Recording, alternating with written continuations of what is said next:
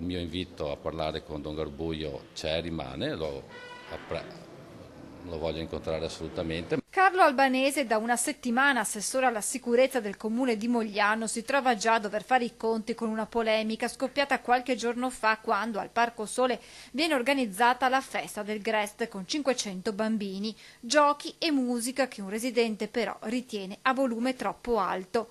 Ai giardini arriva così la polizia locale. È il parroco di Mogliano Ovest a raccontare l'episodio su Facebook. In pochi minuti raccoglie la solidarietà di decine di cittadini.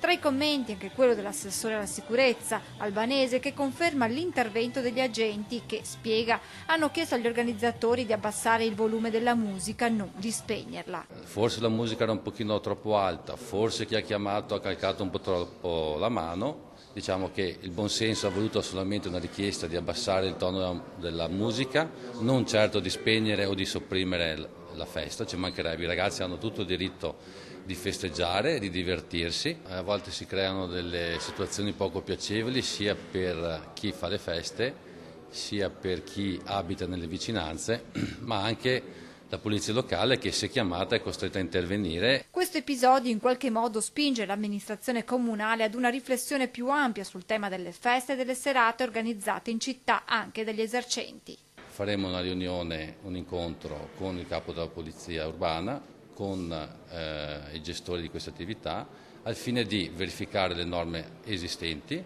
di ascoltare le loro richieste e di coordinarci tutti insieme, perché se c'è una necessità di andare in deroga faremo in modo di poterlo fare, ma sempre all'interno della legalità, nel senso tutela sia di chi si deve divertire, di chi lavora per far divertire, ma anche dei cittadini che abitano nelle vicinanze.